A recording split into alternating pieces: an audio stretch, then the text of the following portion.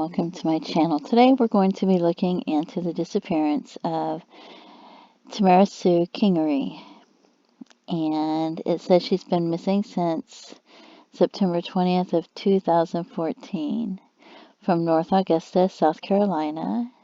She was born in 1977 and she was 37 years old when she went missing. 5'3" to 5'4", 125 pounds. It shows what her clothes look like. And then it mentions she suffers from depression. So I don't know. She had blonde hair, blue eyes, has a scar on her left wrist, scars on both sides of her upper chest. Her ears are pierced. Her nickname is Tammy, and some agents refer to her as Tamera Russell Kingery, and there's photos of her right there. So, and this says, for the details of her disappearance, that she was last seen in North Augusta, South Carolina on September 20th, 2014. Her husband left their house on Milling Road at 10 a.m. along with two of their three children to run errands. I think the other child was at a friend's. When he returned, he found a note saying, "Went for a walk, be back soon, love you." She left her cell phone, purse, identification keys, and wallet behind and is never been heard from again. According to her husband, she doesn't usually take walks. He believes she may have killed herself or taken her own life because he said she was unhappy and had made a recent suicide attempt by taking medication with alcohol. She is considered endangered. I would think if she had taken her own life, they would have found her by now. Anyway, let's see what Wikipedia says. Wikipedia says, on the morning of September 20th, 2014, Tammy Kingery, born in 1977, a nurse in South Carolina, called her husband, parked from work, and asked him to take her home as she was not feeling well. And I guess she didn't feel good enough to drive. He did, and afterwards went to run some errands with his two sons. When they returned, the house was locked and Tammy was not there. A note inside the house, apparently left by Tammy, said she was going for a walk and would be back soon, but she never returned and has not been seen since. Tammy's family said it would have been unusual for her to leave a note or walk in the woods near their North Augusta home. In the house, she had left her purse, her phone, and her keys, which would have been needed to lock the door. So how did she lock the door without the key? And if she didn't normally go for a walk in the woods, why would she go for a walk in the woods? I mean, there's ticks and stuff in the woods. That's not just an extensive search of the area around the house, there was no sign of her. So, investigation by local police revealed that she had been exchanging texts with two men in the area, but police do not believe that is related to her disappearance. She had suffered depression. The case has been subject to an episode of the investigation Discovery series Disappeared. Yeah, I would think she'd go get a hotel room to do that. I don't know. Kingery, a native of Northwest Indiana, met her husband, Park Kingery, there in the mid-1990s when the two worked together at a local drug store. On September 20th, 1994, the two were engaged. After their marriage, the couple had three children and settled down in a house they built in a wooded area of Inglefield County, South Carolina, just north of North Augusta, near where Park Kingery had gotten a job as a welder. After finishing a degree in nursing in 2001, Tammy took a job as a nurse in a local branch of the NHC Healthcare Nursing Home. She was still working there in September 2014. Her marriage was strained. While her father, who still lived in Indiana, says he is not aware of any marital or psychological issues his daughter may have had at the time, her mother says the couple had grown distant from each other since their youngest son was born and had considered divorce. Tammy had an ongoing struggle with depression for which she took medication it had led to extramarital affairs and attempts to take her own life. Well, I would think if her marriage was strained and they were thinking about getting a divorce, they might have stayed together in the house for the children. I don't know. During the last few weeks of September, Tammy seemed to be suffering physically, so she was sick all of a sudden, according to her. Why do they call them both Park here and there? According to her husband, she had missed a few days of work, which was unlike her. She often went to bed shortly after returning from work. Her husband says Tammy believed no treatment would work. In the middle of the month, around September 16th, Tammy began having trouble sleeping. One night she woke up sweating so severely she had to change her clothes. She confided this to her two sisters, whom she spoke to regularly. They advised her to make an appointment to see the doctor, which she did for September 21st. I wonder if she ever made that doctor's appointment. On the morning of September 20th, Tammy went to work, her shift starting at 7 a.m. Her coworkers there say she was agitated about something, uncharacteristically raising her voice in conversation and checking her own blood pressure 4 times, finding it high. They urged her to calm down as her agitation was keeping her heart rate high. Not too long after arriving, she called her husband to say she was feeling a little lightheaded and wanted to come home. Since she did not feel up to driving, he picked her up, leaving her car at work, and brought her home, where she changed into her pajamas and laid down to take a nap. Around 10 a.m., he left with the couple's 2 sons to do some errands and give his wife a chance to rest. Their daughter was still at the house of a friend with whom she had spent the preceding night. Her husband dropped the older son off at his mother's house so the boy could mow the lawn. He took the younger boy with him on his errands, visiting several stores where the two were seen by security cameras. When he returned home, the dog was outside and the door was locked. Inside, they found a note from Tammy reading, "Gone for a walk, be back soon, love you." Tammy was initially reported to have taken Hard Rock Cafe backpack with her, but that was later corrected as the backpack had been sold a week before at a yard sale. Everything was in the house: her purse, her wallet, her cell phone, and her keys. She didn't take any of that, and somehow the door was locked, even though her keys were on the inside, so that's really strange. When her husband saw the note, right away he knew something was wrong. So his first thought was that she had tried to walk back to her job in order to retrieve her car. Why would she do that? Especially when she's not feeling well. She could have just driven it home or had him drive her there. He left his sons at home and drove the route she would have taken, but did not find her. I mean, she could have taken a cab if she wanted her car that bad. He called his daughter and told her to get into a car with her friend and look for her mother.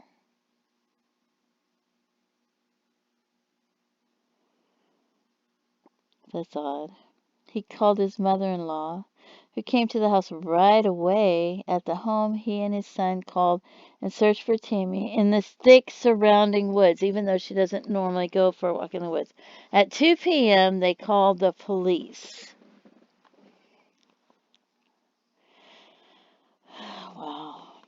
Deputies from the Englefield County Sheriff's Office responded. They too attempted to locate Tammy nearby but could not. Then they searched the house for any signs that a crime might have been committed. There was nothing unusual. Search dogs were given the nursing scrubs Tammy had worn to her job that morning, but did not find a trail anywhere. So she wasn't out there. The search was quickly expanded to use a South Carolina Law Enforcement Division helicopter, and more deputies fanned out over a large area around the Kingery house.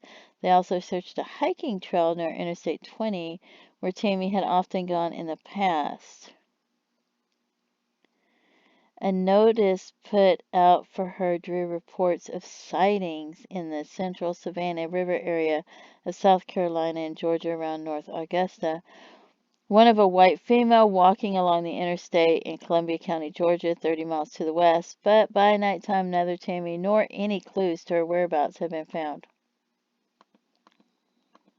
Park, the husband, who had personally traveled as far as Atlanta looking for his wife, organized a volunteer search for her a week after her disappearance, but again the woods within 10 miles of the house yielded nothing. Family and friends produced flyers and distributed them around the area, relying on truck drivers they knew to carry them further away. They also set up a Facebook page. Deep in the woods near the house, the volunteer searchers caught the scent of something that they thought was a corpse. They followed it to an abandoned wooden shack in an area thick with briars. Inside, they found sponges, gloves, and a plastic bag containing a dead dog. The source of the stench. Why would there be sponges, gloves, and a dead dog in a shed with briars all around it? Who killed the dog? How'd the dog die? What did they do to the dog? That's weird. While many of them believe the shed may have something connection to Tammy's disappearance, well, yeah, it seems like they were practicing killing something to see what it was like, but why didn't they bury it? Why is it? I don't know. The sheriff's office had checked it in their original search and contend that it didn't have anything to do with her disappearance. It's a really strange place to have a dead dog. I mean, why not bury it? And how did it die? That's weird. However, some of the volunteers were not so easily convinced. Someone went to a lot of trouble to put that dead dog there, said one family friend. Even if it did have nothing to do with Tammy's disappearance, he said, it showed that there were potentially dangerous people in the vicinity of the Kingery's house. Further attempts to search in the woods were curtailed when South Carolina's deer season began shortly afterward, making the woods unsafe. Initially, police had kept details of Tammy's depression out of the public statements on the case. They believed that merely describing her as endangered without saying why might help them filter out genuine tips from hoax calls and mistaken identity. But by late September, her husband made the information public, apparently hoping that people would recognize the urgency of her condition and find her. Police looked for Tammy's phone to see if anything there might help establish what she did or intended to do that day. They found 2 sets of text messages with other men, which they described as romantic in nature, that Tammy had apparently deleted prior to her disappearance. However, they investigated the 2 men and do not believe that they had any involvement in her disappearance.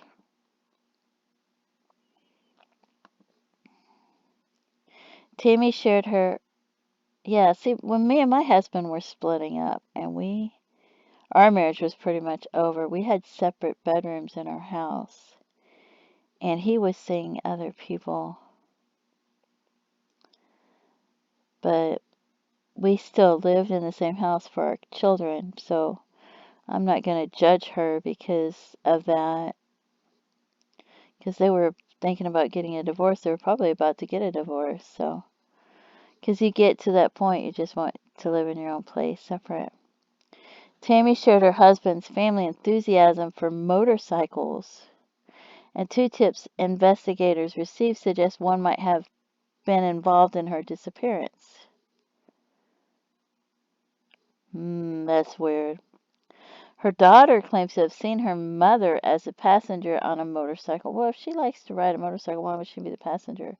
That passed the car she was in with her friend while they were near the family home, but were unable to locate when they turned around. Later attempts by police to find it or evidence of his presence anywhere were likewise unsuccessful. I wonder if it was her, if she was wearing a helmet or not, or somebody that was wearing her clothes, or if it was actually her or not. I don't know.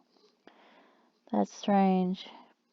A neighbor also recalls hearing a vehicle with a loud engine, possibly a motorcycle, leave the Kingery's driveway shortly after Kingery left with his sons after seeing his wife for what has turned out to be the last time. So, if she was killing herself, I don't think she would get a ride from somebody on a motorcycle. It seems so strange. Yeah, the whole thing seems weird. Questions, and if they're going to get a divorce, I don't know. The whole thing just seems strange. The circumstances of Tammy's disappearance proved particularly puzzling to her family and friends. It was very much unlike her, they told reporters, to go for a walk in the woods around the house, even on the roads, as the Kingery's neighborhood or houses on large lots. It wasn't pedestrian friendly. Yeah, you go to like the school or something where they have a place where you walk, or go to a place where you like to walk. And when she did something like that, she usually drove to town where better areas for walking existed. Yeah, like the schools have a place where you can do laps, usually.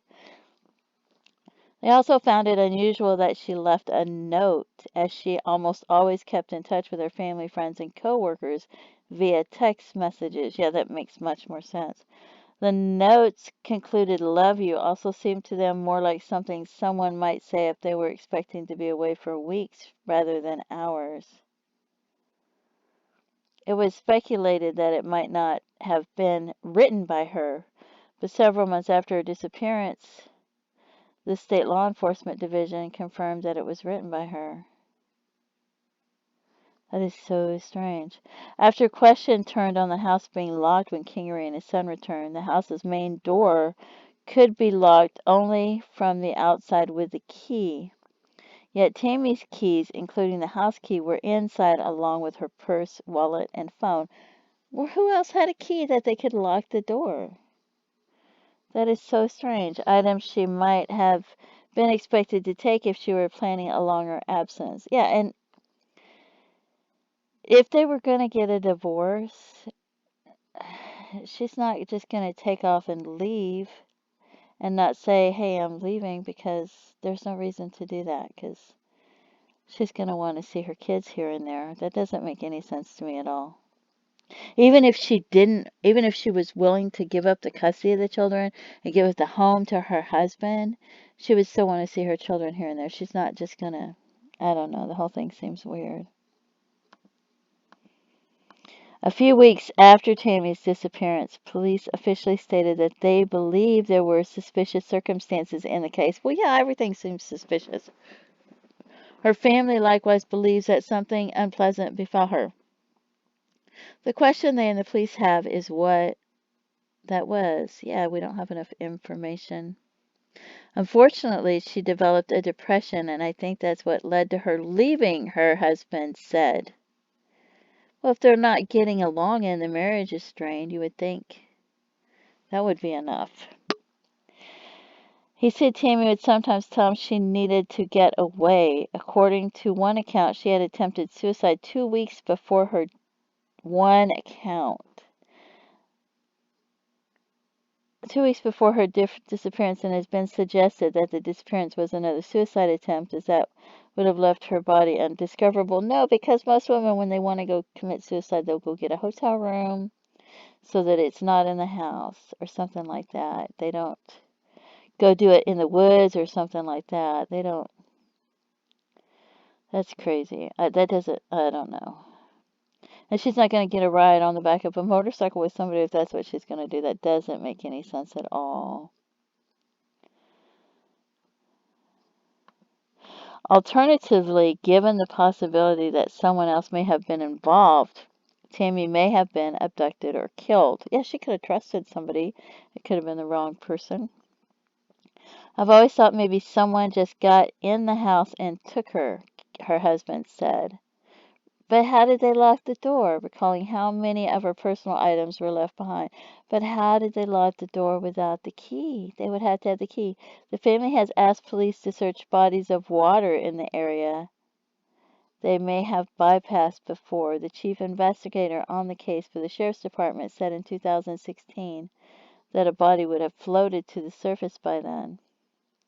After the initial searches, police decided to thoroughly investigate her husband. His account of his actions and whereabouts on the morning Tammy disappeared was corroborated both by independent interviews with his son, cell phone pings, and security camera footage from the stores he and the younger son had visited. Yeah, he would have to have help.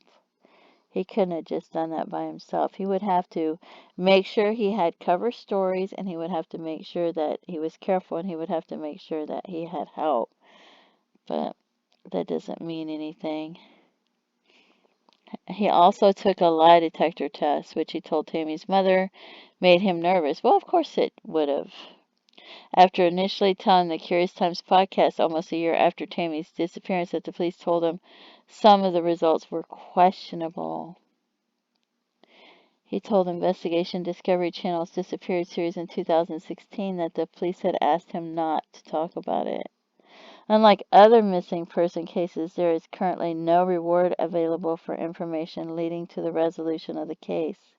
Her husband says he had to spend the $4,000 he put to pay bills with his wife's income gone.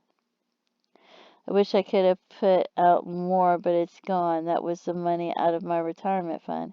He later had to file for bankruptcy and might have to sell the house and move in with his parents. Oh. Well, splitting up would have hurt them a lot then, financially. Yeah.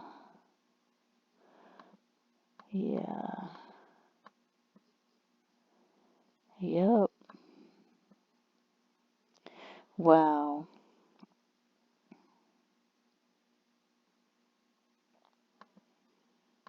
Yeah, I don't even know what to think of that. What do you think? I mean, yeah. So, and this says something about Tammy Kingery was found on Todd Kohlhepp's property, so it's clear he killed her. But then it says that's not true. They didn't find her there. That all it said was that she went missing near the Kohlhepp's property, and that was a killer. So let's see how that turns out. And you can pause it here and read that if you want to, but I'm going to go on to read more about this Todd Kohlhepp person that supposedly lived near her. So there's a picture of him. Todd Christopher Kohlhepp is an American serial killer, sex offender, and mass murderer convicted of murdering 7 people in South Carolina between 2003 and 2016. Oh, when did she go missing? 2014. So Todd Kohlhepp was born on March 7, 1971 in Florida and was raised in South Carolina and Georgia. His parents divorced when he was 2 years old. His mother got custody and married another man the following year. Later, psychology reports found that Kohlhepp had an unhealthy relationship with his stepfather and often wanted to live with his biological father, whom he had not seen in 8 years.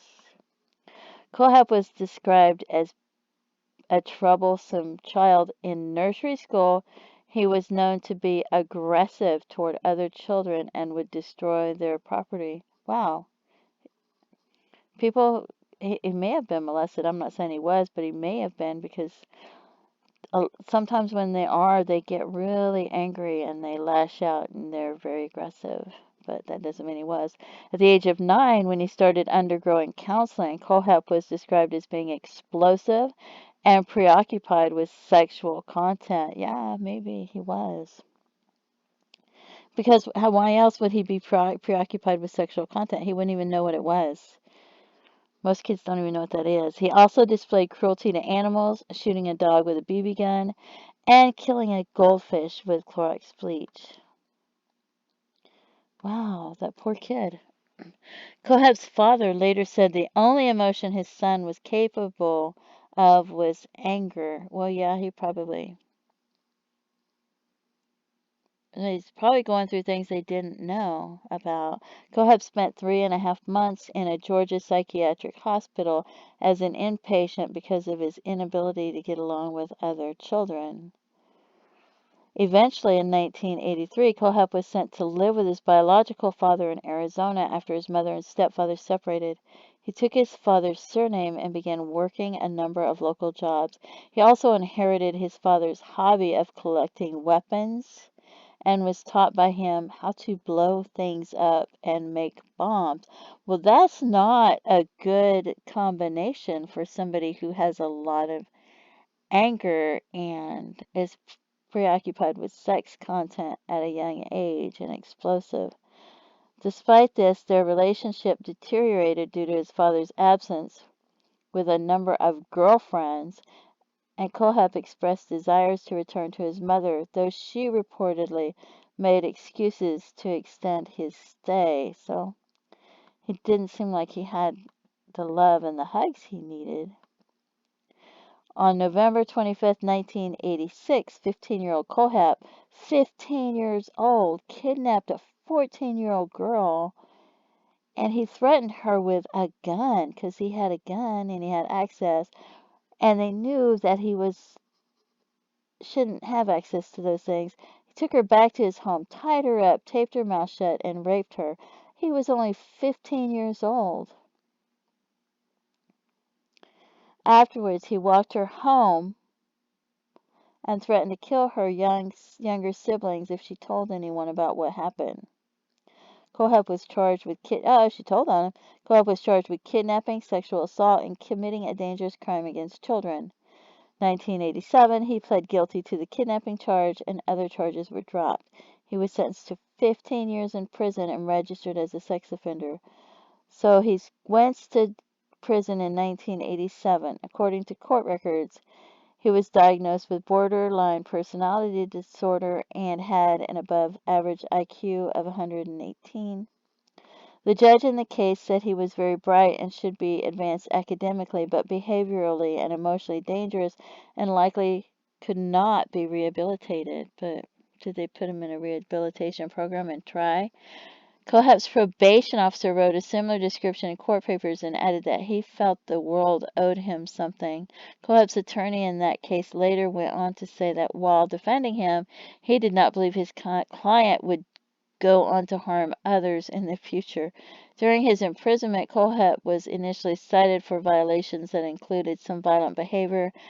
After turning 20, however, he had no other records of disobedience. Yeah, but was he getting treatment all of this time in a place that would give him help? Or in 2001, Kohlhepp was released. So 1987 to 2001, he was locked up. He should have been getting help that whole time, but I don't know.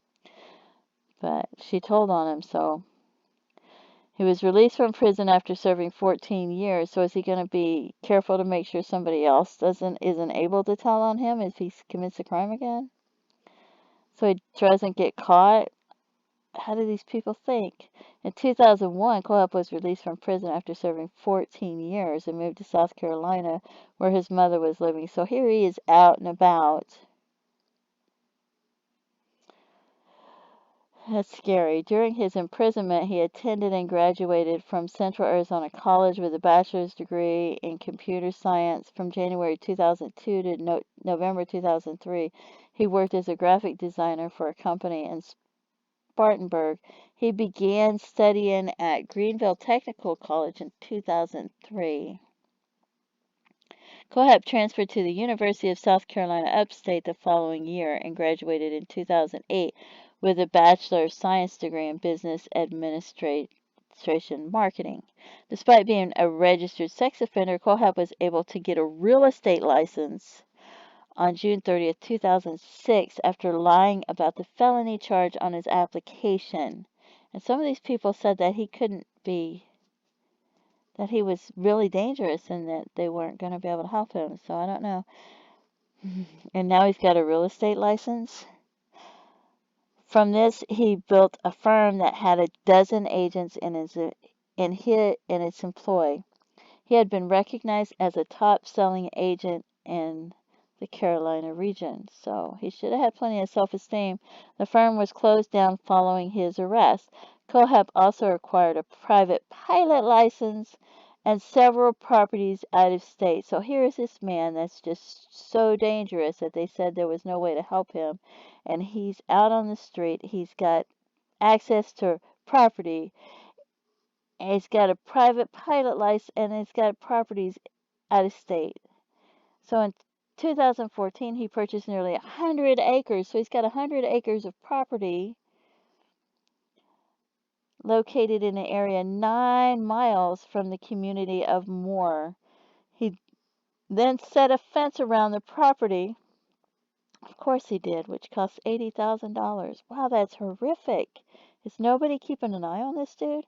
A customer who sold her home to Kohlhepp remembered him as extremely outgoing and professional, but noted that he would often talk about his firearms. He still has firearms? And sometimes subtly use sexual innuendo during their conversations. Conversely, a woman who assisted one of Kohlhepp's employees described him as angry and condescending towards her partner. A banker who worked with Kohlhepp said he often watched pornographic videos even at work. So he's just so dangerous. Kohlhepp frequented a Waffle House restaurant in Roebuck where his behavior disturbed the waitresses to the point where the male cook began to take Kohlhepp's order for them. According to this employee, one of the waitresses was Megan Leigh McCroxy, one of his victims. On November 6, 2003, a customer found 4 people shot dead inside of Superbike Motorsports, a motorcycle shop in Chesney. The victims were identified as owner Scott Ponder, 30, service manager Brian Lucas, 29, mechanic Chris Sherbert, 26, and bookkeeper Beverly Guy, 52, who was Ponder's murder. All 4 died with multiple gunshot wounds before Kohlhepp confessed to the shootings in 2016. Investigators believe that the gunman, armed with a pistol, entered the shop from the back and killed Sherbert as he worked. He then killed Guy in the middle of the showroom, Lucas at the main doorway, and Ponder in the parking lot. According to Ponder's wife, Kohlhepp was a disgruntled customer who had been in the shop several times. According to Kohlhepp's mother, he returned a motorcycle there in 2003, but the employees laughed at him, would not return the money he paid for the motorcycle, and embarrassed him for not how to ride one properly. And that's in 2003. And didn't they say she left on a motorcycle in 2014? And he's got a pilot's license, and he's got all this property. So it's quite possible. And he's got all these properties, so he knows about keys. So he could have come up with the idea of the keys and leaving the keys and making a copy of the key. And he could have had a copy of the key made to lock the door. And if he's got a motorcycle and he's got these properties and he's got the pilot's license, that could have easily been what happened to her. Easily, because if he lived in the area, wow, that could have been it. On August 31st, 2016, Kayla Brown, 30, and her boyfriend Charles David Carver, 32, went missing after they went to remove brush from one of Kohlhepp's properties. Carver was later found dead of multiple gunshots on the property. Interest in the disappearance of Brown and Carver increased as a result of posts on Carver's Facebook account following their disappearance, the unusual nature of which prompted speculation that another party had taken control of his Facebook account. Oh, yeah, because he's got a smart IQ and all this stuff, too. On November 3rd, Brown was found by authorities chained to the wall inside a metal storage container on the property. Investigators had tracked her down after tracing the couple's last cell phone signals, after which they heard banging noises coming from inside the container. A search of Kohlhepp's property recovered Carver's vehicle, which was found in a ravine covered in brush. Well, he didn't seem that smart, and I don't know if he did that or not, because whoever did this seems smarter than him, so I don't know. But maybe he did it. Maybe he just got sloppy.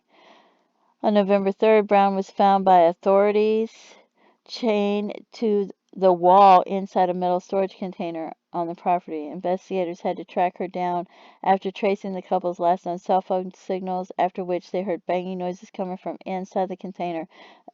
A search of Kohlhepp's property recovered Carver's vehicle, which was found in a ravine covered in brush. According to Brown, she witnessed Carver being shot by Kohlhepp.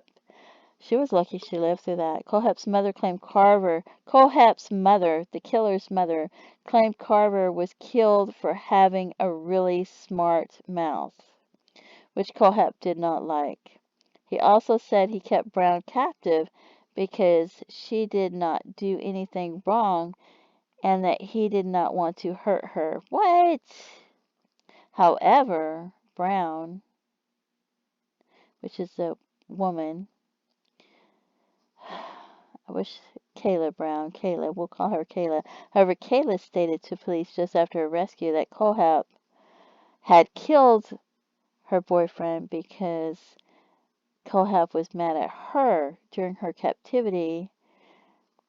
Kayla was raped repeatedly and intimidated into not escaping after having been shown the graves of his other victims.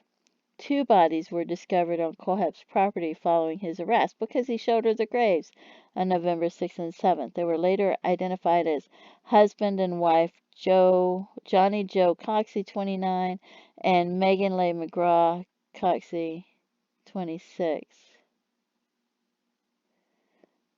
Residents of Spartan who were reported missing on December 22nd, 2015.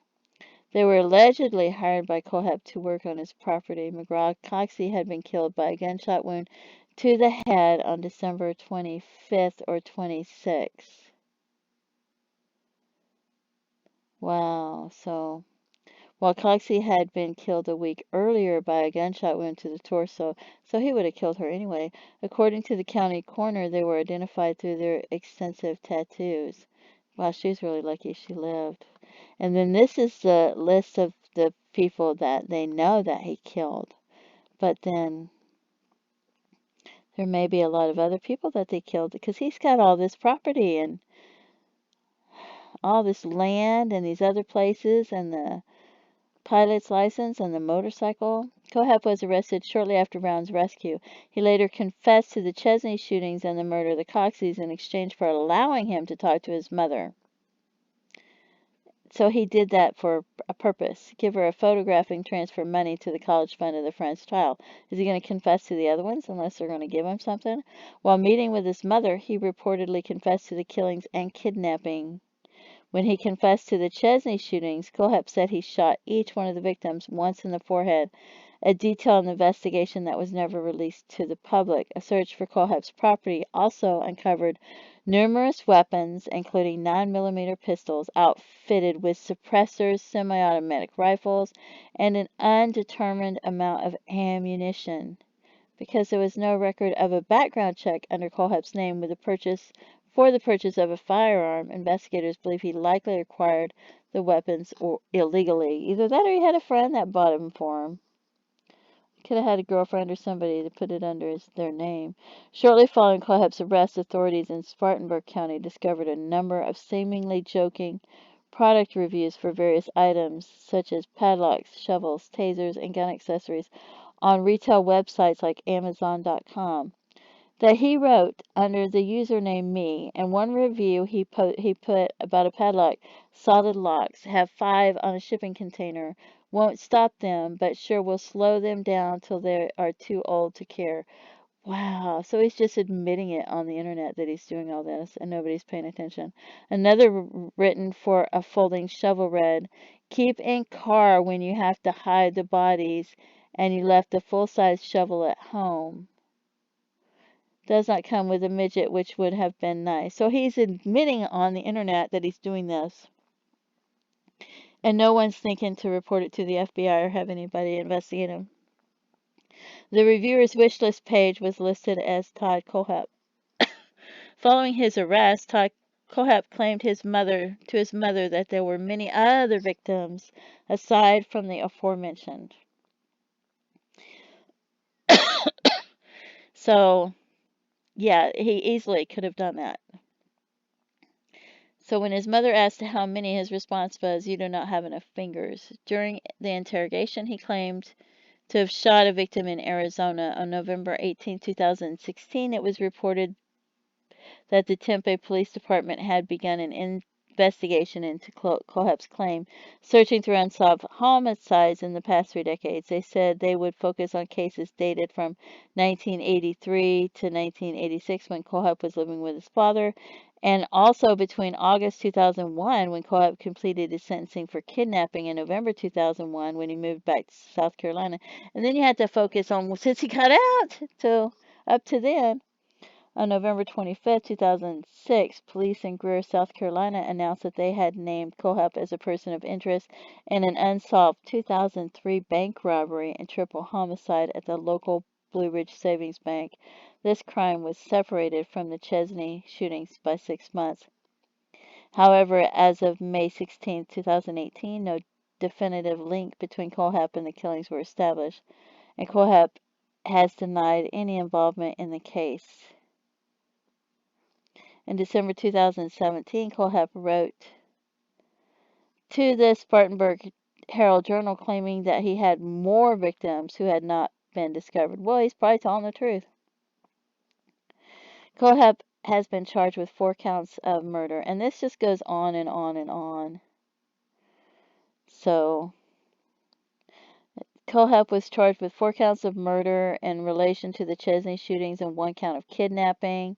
He was later charged with 3 counts of murder, and along with an additional count of kidnapping and 3 counts of possessions of weapon charges and violent crime. His next court appearance was scheduled for 2017 in January. You can read all this if you want to. I don't want to read it all, but there's so much more. And then there's all the links too, so I don't know, to different things if you have questions. And there's somebody, they found somebody, they accused him of buying firearms and silencers, knowing he was a convicted felon. So, wow, yeah. But that's crazy. And then there's links to serial killers in the United States and the list of serial killers by numbers of victims, which who knows how many victims he has. I mean, do you think he's the one who killed Tamera Sue Kingery? I don't know if you call it Tamera or Tamera. I don't know how she says her name, but do you think he's the one that did it? I mean, he could have been, because there was a motorcycle. He has a motorcycle. He has properties. I mean, how many people he could have easily lured other people that could have disappeared just by having the properties and having the offer of the real estate, showing somebody a house. There's all kinds of ways to get victims like that, even from out of state. If they're from out of state and they want to look at the properties, he could alert them out. And then he's got the pilot's license. He's got properties at other places. He's got 100 acres. He's got all this access to do all these things to people. And and he's posting all this stuff on the internet and nobody's watching him. So that's just so frightening. Just so frightening. That's just unreal. That wow, that's just so sad. That's just crazy sad. And them knowing, I mean, they said that some of them said there was no way that he couldn't be helped and he was going to go out and commit more dangerous crimes like this in the future, the way they worded it. I can't remember exactly how they worded, but I it was in his conviction, right? Wow. Let's see. Hmm. Yeah, I don't know. I thought there was something that said that they didn't think he was going to be helped, even though his attorney thought he wouldn't commit the crime again, but I don't know. It just sounds like you think somebody would be watching him and that he wouldn't be able to do all this. So, but criminals like that, they try to get into jobs where they can commit crimes. I mean, where they can get away with committing crimes. I mean, like, what are the perfect jobs? You have criminals that will become coaches so they can be around children, or they'll go do volunteer work at churches like Vacation Bible School, or for camping, for children camping and stuff. You even have, like, you have really good cops, but you have people that actually try to become a police officer so that they can commit crimes and get away with it. Because you have bad people. So they try to find the jobs that they can get into where they can commit these crimes. And he had above level IQ, so here he was with all of these things, this land, the real estate license, the pilot's license, the property that was fenced in, other properties. That's just horrific thinking that somebody, it's terrible knowing that they are able to do these types of things. Anyway, this has been a long video, so what are your thoughts? What are your thoughts on Tamera or Tamara Sue Kingery? Who do you think killed her? Do you think she committed suicide? Do you think somebody else did it? Do you think that maybe she decided to leave and get her own place, and maybe she went through somebody like him, and maybe he took advantage of the situation? Because you think, even if you're going to get a divorce, you're going to want your own house, you're going to want to be able to see your children. You're not going to want to live in the same place. You're going to want to be in your own house. So I don't know, what do you think happened to her? That would be very depressing, your marriage isn't good anymore, and you don't want to live there, but for the money people do it. I've known people that don't they stay married even though they don't love each other just because they need health insurance. And otherwise they can't have health insurance, or they have separate bedrooms and they stay together, um, because for the children and things like that. So, but I don't know. What do you think happened to her? What are your thoughts? Please feel free to leave comments. This is just wow. Yeah. So anyway, please pray for this woman's children, and for whatever, if this woman is okay out there, that they find her, that they have closure and find out what happened. Pray for her loved ones. Pray for the families and the people that this man has ruined and destroyed their lives, and pray for them so that they have closure and strength and they're able to get through this. But I would just ask you to stop and take time after this to pray for these people, because it's just horrific. It's just horrific. I'm telling you. But thank you so much for tuning into my channel, and I hope you have a great day. Bye bye.